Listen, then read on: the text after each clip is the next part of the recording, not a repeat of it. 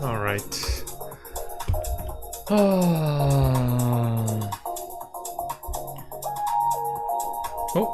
hello guys. All right, let's make sure everyone is notified that I am live.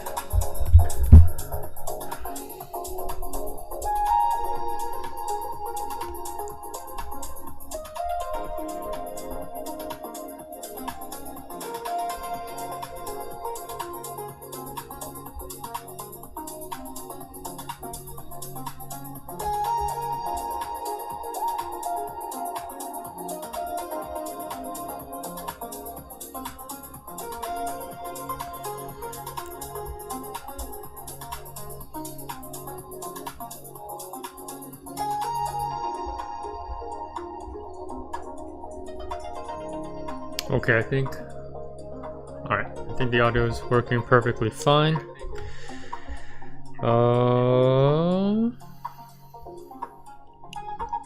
Hopefully there aren't any interruptions. Okay. All right, welcome everyone. Hey, what's up guys? Hello, hello, hello. Hello, hello. Move the music down. Okay, so we're gonna be talking about the markets tonight, and then we're gonna be talking about a single ticker here, Zoom. Okay, ticker symbol ZM. This was in the list section of the CFO Stream and Watch report, which I will again show you guys just like I did last night. And for anyone who joined us last night, you guys know my analysis was absolutely spot on. I actually called it out a few hours before, like I would say like what, almost 12 hours before the market opened, basically, essentially. And but yeah, we'll go over that. We'll go over what I said last night and kind of give you guys a quick rundown as to what we saw today. Okay, so first of all, let's go to SPY, not SPX. And again, if you guys don't know what the difference is with SPY and SPX, so the SPY ticker symbol SPY is just the ETF ticker, and then SPX is the actual index, okay, for the S&P 500. All right, and I believe the same here is same for NASDAQ too. So NASDAQ, the NASDAQ 100 index, the ticker symbol is NVX, and then QQQ is the NASDAQ ETF. Okay. Oh, oops, let me show you guys here, just so you guys know. Okay, it's the QQQ ETF, but it follows NASDAQ. Does that make sense? Okay. All right.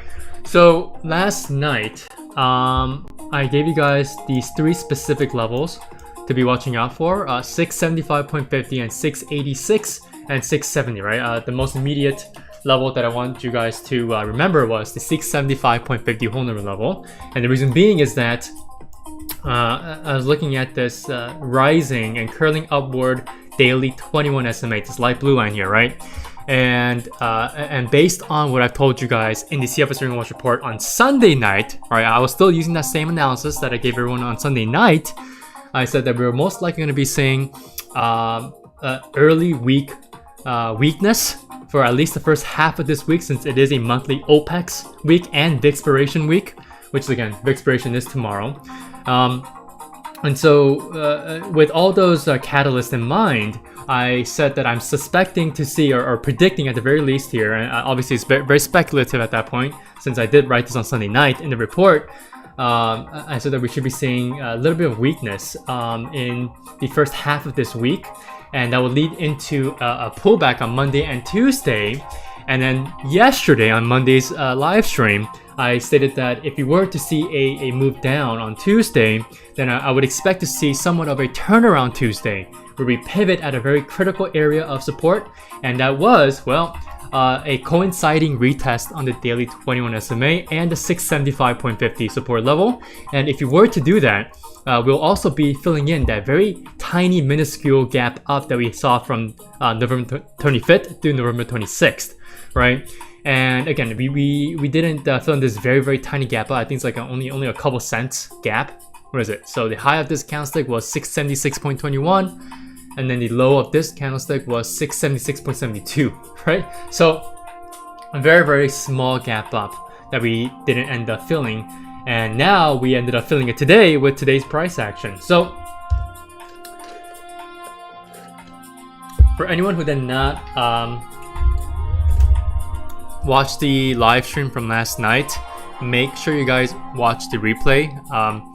I gave everyone a very good rundown. I gave you guys a quick look at my report as well, the CFO Ring Watch report, like I will do tonight, fairly quickly, since I just want to show you guys what I put in the report for the specific ticker Zoom that we'll be talking about tonight. Okay, so again, I told everyone last night that we will be seeing a retest of the daily 21 SMA, and most likely we're going to overshoot that SMA retest, and we're going to move lower and move slightly below it and retest the 675.50 level, and then pivot away from it. And then that was a very good analysis there, because that's exactly what we did, and we ended up with a nice dragonfly doji candlestick. It's not a perfect dragonfly doji, but it's pretty good here, I would say.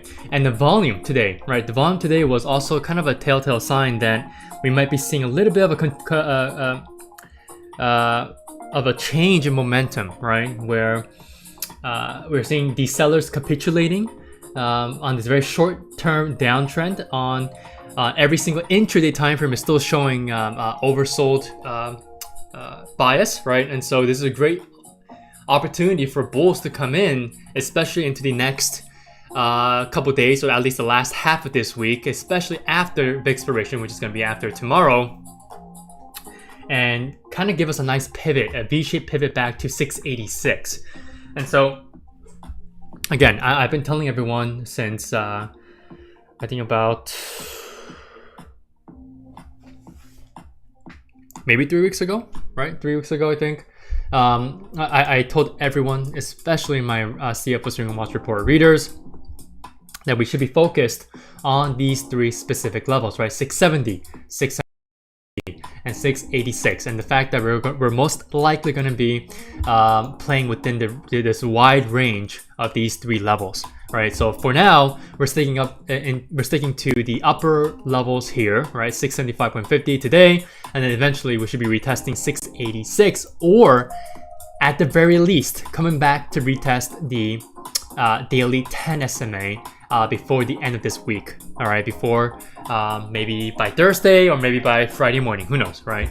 But again, that's kind of what I'm expecting. Ideally, I would want to see 686 being retested by the end of this week, by Friday, and overall giving us a nice quick, very quick momentum shift and pivot. And that's what we saw on the intraday time frame at the 675.50 level.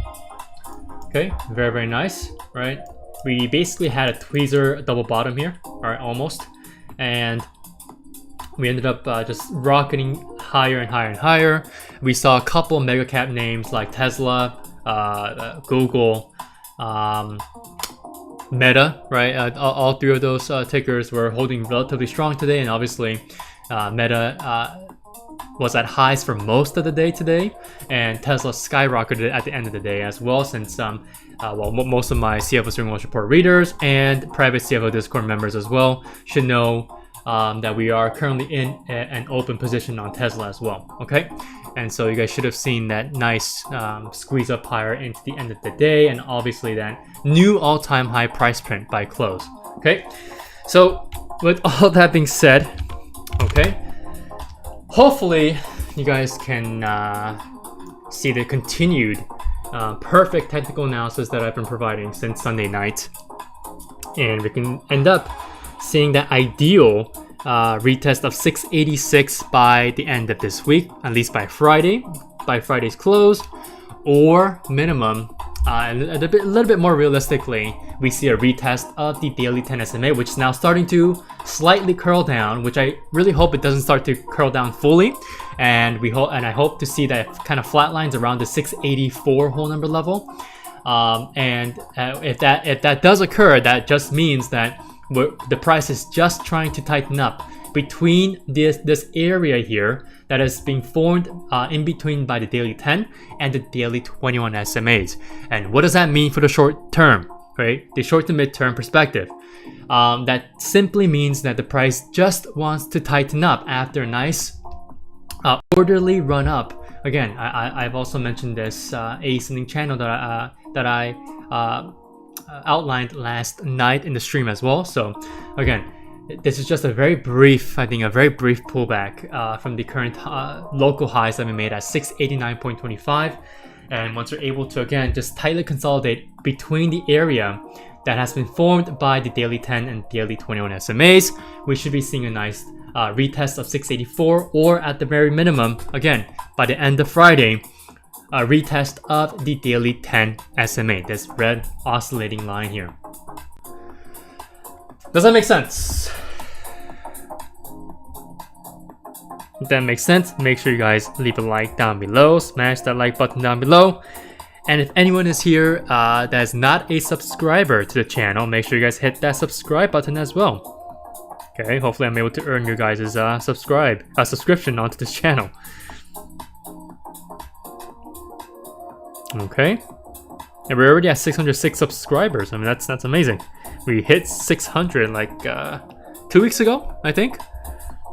We gained about 200 plus subs in this year alone, so hopefully we're able to get to 1,000 by next year. That'd be absolutely amazing to see. Okay, so with all that being said, all right, hopefully, again, as a quick reminder on your own respective daily time frame charts or whatever higher time frame chart that you guys have on ticker symbol SPY or the S&P 500 ETF, please have these three levels outlined.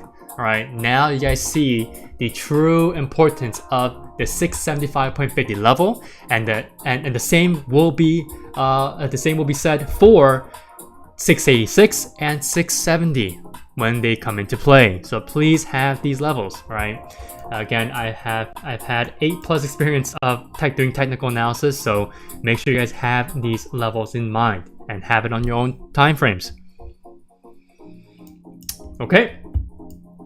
All right, so with that being said, let's get to the main topic of stream, which is ticker symbol ZOOM. Not ticker symbol ZOOM, but Zoom, ticker symbol ZM. All right. So before I delve into the technical analysis here, I want to give you guys another brief peek at the CFO Swing and Watch report. Okay. So ZM was an additional idea that was in the momentum mentions list, the list section of the overall CFO Swing and Watch report, and it was the second pick here, right? ZM.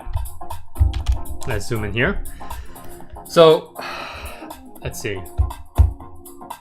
All right, so actually, let me actually give you guys a closer look here on the chart, so you guys can see the before and after. Okay, so zoom here on this is again. There's the chart from Sunday night, and there's a reason why I've given this as a trade idea in the list, because well, Zoom has been really acting well and moving inversely to the markets from November's correction, right? For most of November, the markets are kind of volatile and moving downward. And eventually around November, the last week of November, we pivoted and in the markets, but Zoom was actually for most of November, since mid-November, it actually pivoted by itself. And to me, I love when laggards, overall true laggards like Zoom, which is in a leading group, which is the tech sector, starts to move inversely to the markets, because that kind of tells us that possibly in the next year, Zoom has a chance for market makers to re-rate the stock price from fundamental perspective and a technical analysis perspective, which we will get into again. And it has a potential to be a laggard, become a leader from a laggard status for 2026. Right now, I'll give you guys the reasons why. Okay, so first of all, Zoom. Okay, let me actually give you guys, or actually read out loud what I've written here from my CFO Swing and Watch report readers. Okay, so this is what I wrote on Sunday night. Okay, I said, so this one is yet another COVID-19 darling. And the reason why I said yet another, because the main idea for this week's report was ticker symbol DOCU, DocuSign, right? And again, here's a quick update on DocuSign if you guys want to see. But definitely take a look at the replay from last night's report. Okay. And so that's the reason why I said yet another COVID-19 darling, okay? Because Zoom is a COVID-19 darling that has severely underperformed for the last 3 years like DOCU. I went over the fundamentals of this company many times before, and the story is still the same. This is a modestly growing company. It's a growth company that's, again, it's not seeing, stratospheric growth results or any type of growth metric, but it has a solid and sound financials, right? And like DOCU, it has pushed forward on AI integrations, officially launching an AI assistant called the Zoom AI Companion on every single Zoom meeting. And it has been doing things that has usually needed, let me actually edit what I said there. So the Zoom AI Companion has been doing things that usually need another tool or platform to be integrated to Zoom. So this is basically their own in-house tool that they've integrated to their own platform. So that kind of erases the need for outside tools and platforms to be integrated to the Zoom platform itself. And so that kind of allows customers to basically stay within Zoom and not try to look out for other companies or other platforms to use, or maybe even have the openness to migrate to other platforms. And so again, this overall AI integration, this Zoom AI Companion is what they call it, is a great way to bring more customers and clients in, possibly more enterprise clients, right? Big enterprise clients. But yeah, so that's kind of my overall outlook and take on the Zoom AI companion. I mean, it's not like it's not going to be doing some crazy things on a Zoom meeting, right? It's just, again, I believe it has kind of basic, quote unquote, basic functions like transcribing a current meeting, or I think it provides like note taking as well, if I'm not mistaken, right? So yeah, so with that being said, let me go on to the next paragraph. I said as seen on the weekly time frame below, momentum has clearly been building as it has run inversely to the markets for the past 3 weeks, just like DOCU's price action from last week. If this keeps up, we should be seeing a nice retest of that critical resistance level at 88.50, which is exactly what we got yesterday, right? And turn it into a new support level this week, which we will see once we're able to hopefully close over 88.50 by the end of this week. And then I said the average weekly volume has been steadily climbing, parallel to the steadily climbing share price. With textbook higher highs and lows, the price has now gone above all of the weekly SMAs as seen here. Again, all my weekly 4 SMAs, the 10, 21, 50, and 200, right? So this one, again, has all the catalysts from a technical perspective to try to reverse higher and stop being a laggard, a major laggard for the last 3 to 3.5 years, right? And potentially become a leader in 2026. Now, that kind of depends on the fundamentals, okay? Because again, as I said a couple minutes ago, Zoom is still being looked as a modestly growing company. Is not a company that is being attracted, being as attractive compared to actual growth companies that are rapidly growing and rapidly expanding. And the Wall Street itself is not really taking Zoom as a rapidly growing company. Again, just a modest growth company. And so they're basically expecting the company to stick to what it's been doing. They don't really see it expanding to new areas, even if it is integrating a lot of artificial intelligence and in-home, AI, right? Or even just in-home software that they're building that can potentially re-rate the company. But again, I think once Wall Street is able to re-rate the company and try to look at Zoom in a different light, maybe, just maybe, by 2026, by the end of 2026, we can be seeing Zoom back over a triple-digit share price, that 100 golden share price number, right? So, with that being said,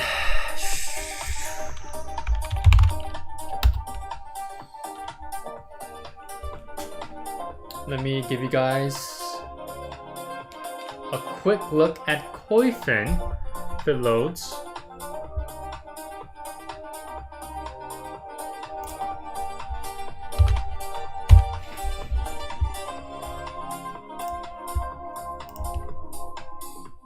Okay, here we go. All right, so I've shown you guys this before. Hey, Joe, you said I love me some Tesla and Zoom. Yeah. So,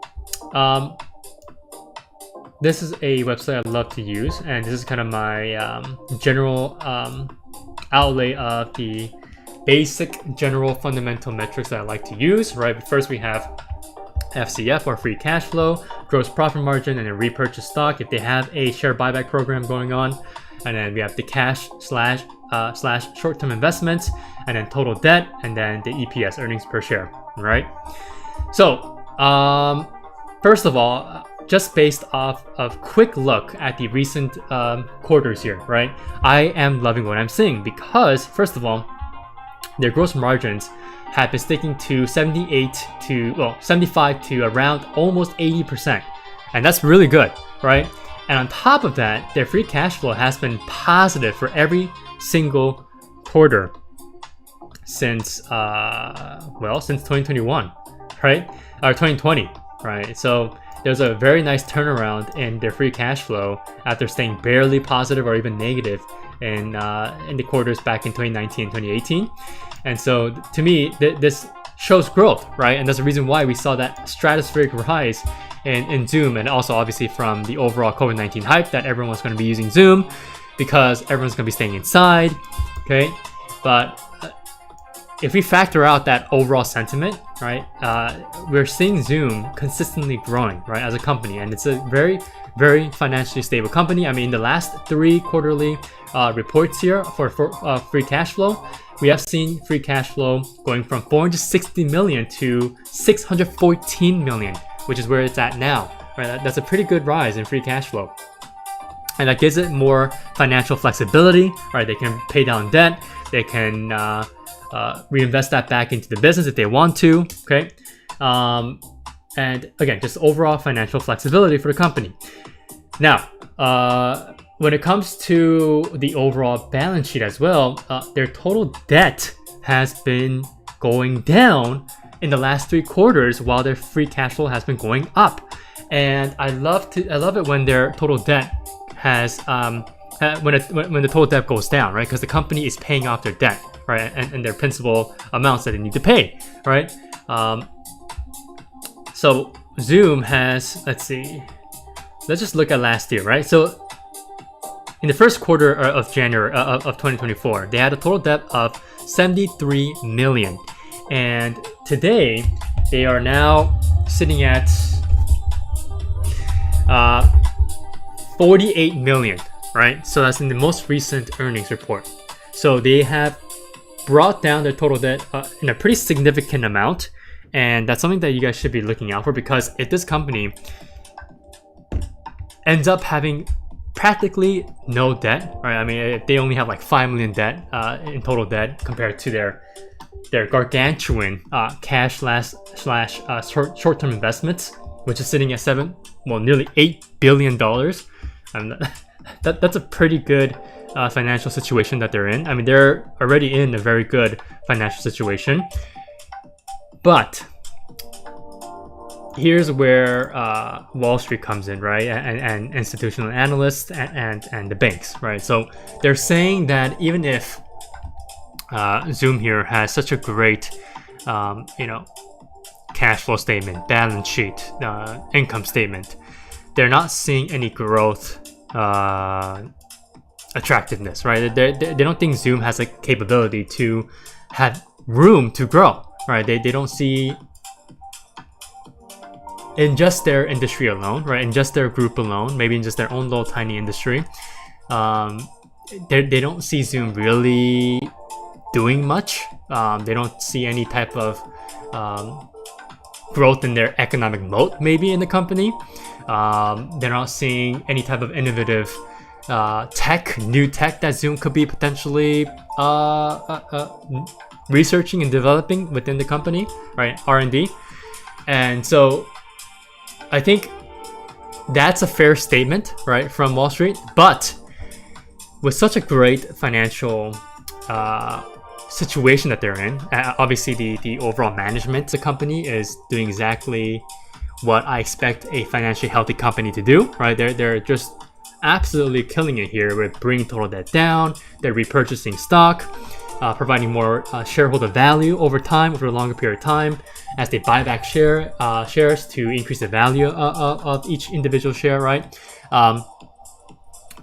Plus, their free cash flow continues. Their free cash flow pile continues to grow, and I think Wall Street is underestimating their financial stability because it allows them to be able to acquire companies with full-on cash, right? They can just acquire companies with just cash, right? So if they decide to quickly acquire companies, smaller companies than them, that align with their own business operations or that can contribute to their business operations and expand their sources of revenue, right? Without increasing that can really change the outlook for Zoom in the near to long-term future. But again, we haven't seen that yet with the company. They haven't announced that they're going to be quickly acquiring companies or doing any type of M&A activity in the next couple of fiscal years. But who knows, right? Things can change. Maybe Zoom will be the true leader of video telecommunications, right? And maybe they can actually start buying even bigger companies out there. Maybe they can even start buying some of their major competitors, right? If that is possible in the near-term future, if they continue on this trajectory of financial stability and just overall, I guess I can even say financial growth, right? So again, even just now, just taking a look at the numbers here with their cash slash short-term investments and their total debt, they practically don't have total debt at all, right? They can literally pay off the entirety of their debt here and whatever interest that they have on that principal amount. So, just with their cash alone, okay? So to me, that's really good, right? And they're gonna have enough cash left to also buy other companies, or even, again, like I said a few seconds ago, buy their own direct competitors, right? And peers. So, if Wall Street decides to think about it in that perspective, Zoom can definitely stop, underperforming the overall markets and its own tech group for the last, they have been underperforming since 2022, right? So they've been kind of deadlocked in this complete sideways action for 3 to 3.5 years.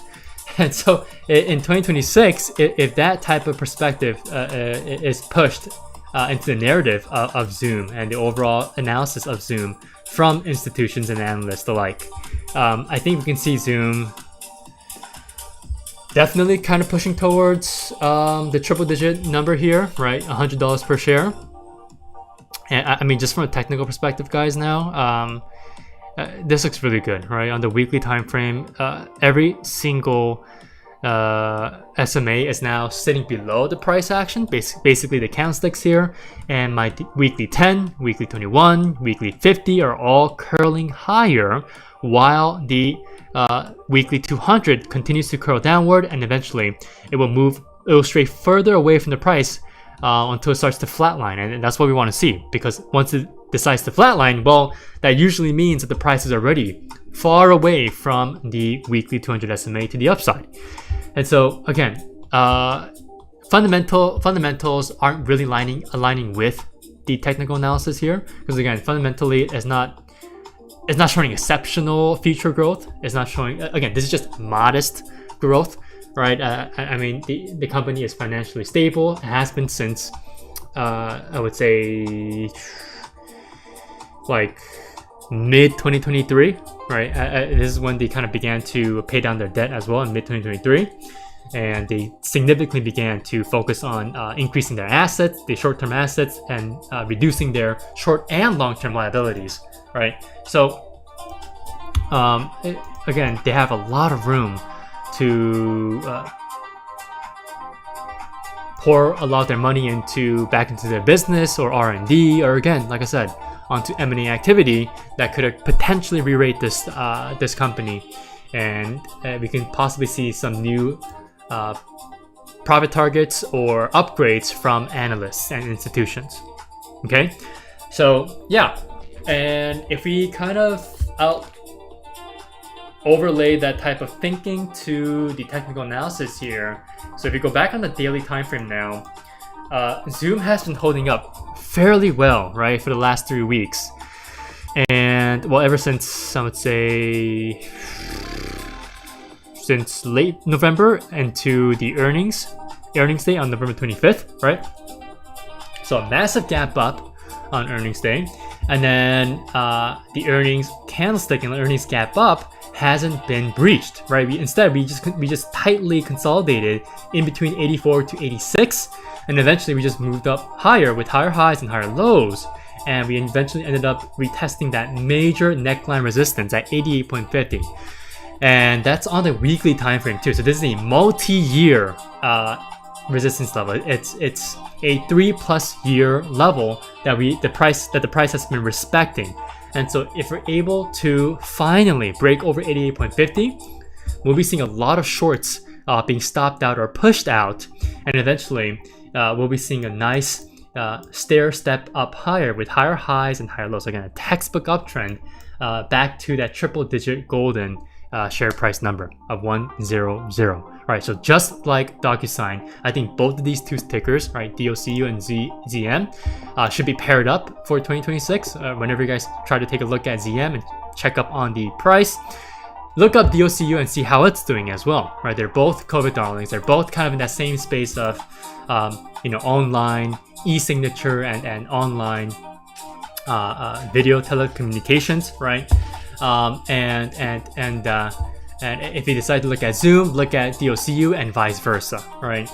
And I think both have every reason, fundamental and technical reason, to try to go to that triple digit share price number again, especially Zoom, since again, it is a lot closer than DOCU, okay?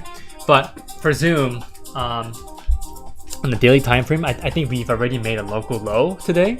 It was already a lot stronger compared to even just the overall markets, right? It opened up with a very small gap down today, very small gap down, and we ended up closing at 1.58%, okay, compared to yesterday's closing price. And I love the fact that we just wanted to stick to the daily 10 SMA, and we ended up closing right over it by a couple cents. So the closing price was 87.91, and then the daily 10 SMA is sitting at 87.88. So only 3 cents over, right, the daily 10 SMA, and that still matters. That's significant. And so what I'm going to be looking out for tomorrow, I'm going to have an alert. Well, I do already have an alert, but hopefully you guys can make it an alert as well.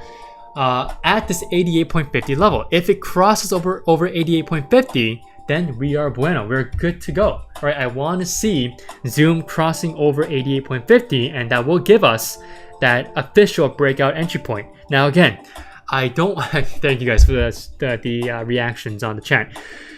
I don't expect to see a rapid increase in price, because again, Zoom is not getting that type of attention, right? We're not seeing retail hype, we're not seeing institutional hype as well, because again, they don't see this as a exceptional growth company. It's just a modestly growing company with great financials. So it's more like it's an oxymoron, right? It's a growth value company almost, right? Or at least the more popular term would be a defensive growth play, right? Where we're seeing this type of laggards, these tech laggards, these growth laggards, starting to actually lead compared to the actual leaders that we've been seeing that have led the overall markets to the upside, right? So Zoom and Docu both, I think, have the potential to become these quote-unquote defensive growth stocks into 2026. And that's the reason why I've also put it in this week's MM list, the Momentum Mentions list section, for this week's CFO Swing Watch report. And again, if anyone who's watching right now, if you guys want to become a reader of the CFO Swing Watch report, make sure you guys check out the description box down below. You guys can check out the very second link, which will give you guys the landing page, the actual subscription page for the report. And again, I can 1000% guarantee you guys will not regret joining the CFO Swing and Watch report. Okay, and for the price of 1, you guys can get access to the report and get full access to the private CFO Discord chat room.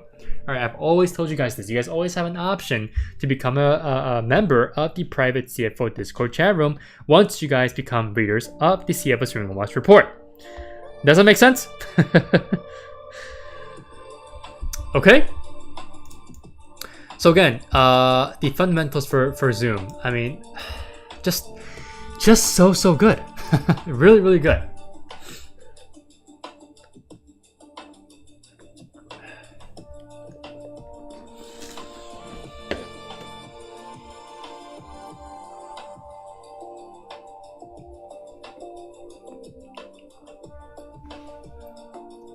I'm just hoping you guys are soaking this in right here. So all of my fundamental general metrics that I like to use for a very quick fundamental analysis overview. Again, this is just I use this as a very quick look as to see how a company is doing. If I want to search up a company very quick. So these are the fundamental metrics that I like to use. Again, Koifin doesn't sponsor me. I like Koifin. I've been using it since last year. I think I mentioned that I think a couple streams ago. Okay, so again, if you guys want to use Koifin, well, I highly recommend you guys to use my specific fundamental metrics that I use here, right? Free cash flow, gross profit margins, repurchase stock, cash/short-term investments, total debts, and earning per share, generally accepted accounting principle, surprise percentage, right? This one's really not that important, but again, this right here, right? The most recent EPS surprise was a triple-digit percentage surprise. So again, that kind of makes me think, I feel like Wall Street should take notice of this, right? Even just this one single metric here from a fundamental perspective, and even if they're going to be ignoring the rest of these metrics, I think this alone, right, this massive increase alone in just this year, and earnings per share surprise percentage, right? That to me tells me that we should be giving a little bit more thought to whether or not this company is truly a modestly growing company, and maybe try to think of it as an actual growth company for 2026 and beyond. But especially if the company itself is able to announce that they're going to be doing something that can expand the company's moat, economic moat, or at the very least, become a company that can actually acquire its peers and leaders and become an actual solidified leader in its own group, right, in its own industry. Not just saying that they are, which I think to be honest they are the leader of this overall telecommunications company, one of the leaders I would say. But if they really want to go head to head, with the other leaders that are in this specific industry, I think they really should start to look to acquire more and more of their peers or just direct smaller competitors. Because again, they have plenty. Again, trust me, they have plenty of cash. You guys can just see this, right? All right, cash and short-term investments, huge money pile.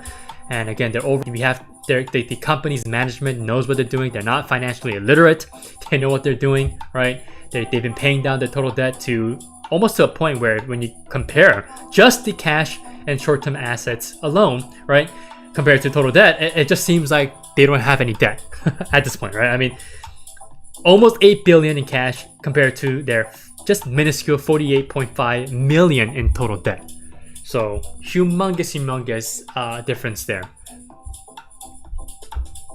All right, so I think just from a technical perspective alone, and from if I mix my own fundamental overview, my general fundamental overview, just from looking at this alone, right? I think Zoom really has a good chance to become a $100 share price stock in the mid to longer term, especially as we head into next year. Okay, so I really hope that you guys are able to take away something out of this from tonight's stream and from yesterday's stream on DOCU. So again, please pair ZM and DOCU as a pair whenever you guys decide to look at one or the other ticker here, right? And really keep these two tickers on your watch list for next year, for all of next year, because I really think that, well, as long as both of these companies don't become bankrupt, I don't know why they would, because again, these two companies really have solid fundamentals. They just need to prove to Wall Street and analysts that they know what they're doing to actually grow, and again, they can become leaders in their own heavily competitive groups, right? Individual respective groups that they're in, right? So yeah, did that make sense, guys? If that did, make sure you guys smash that like button down below. Again, it really helps out with the YouTube algorithm when you guys hit that like button down below. Okay. Awesome. I see you guys' reactions there on the live chat room. Okay, so yeah, I think that's pretty much it for tonight, guys. I just made my general case for Zoom as the reasons why I think it really deserves to be looked at again by Wall Street and analysts alike next year, and potentially for all of us retail investors and traders. And I really hope that you guys can look at Zoom and DOCU DocuSign next year and keep it as one of your top watches for next year, right? Because I have a nice gut feeling as well that something great could happen for these two companies if you decide to keep it in your main watch list for next year. Okay, all right, well, that's pretty much it, guys. Hopefully you guys enjoyed this impromptu Tuesday stream. I'll most likely upload a video tomorrow because, again, the usual stream schedule is from Mondays and Wednesdays at 8 p.m. Pacific Standard Time or 11 p.m. Eastern Standard Time. But hopefully these impromptu streams are not catching you guys off guard, because again, if you guys are subscribers to the channel here, you guys should have your notification bells on. Hopefully you guys always do have that notification bell on, because it's gonna be something that's very important to have, because again, every single live stream that I do on this channel, every single video that I upload to this channel is very important if you guys are following what I say, right? Because again, I provide some very good applicable information and important information, right? And hopefully you guys have seen that for anyone who has been a subscriber to this channel, right? And hopefully I can earn your guys' trust and subscription to the actual main CFO Streaming Watcher. I do nothing. Thank you for the quotes there, as usual, with your emojis. But hopefully I can see you guys becoming a reader of the CFO Streaming Watch report. I pour a lot of hours and my heart into that report every single weekend. I do hours of reading and research, and then I also do hours of typing it up and writing it up, right? So hopefully you guys are able to become readers to read that report, those massive reports every single week. And yeah, and hopefully I can see you guys in the private CFO Discord as well, which you guys will gain access to once you guys become a reader of the actual report. All right, well, thank you guys so much for joining me tonight on this impromptu live stream. I'll see you guys tomorrow with an uploaded video around 7 p.m. Pacific Standard Time or 10 p.m. Eastern Standard Time. But yeah, hopefully you guys enjoyed the stream.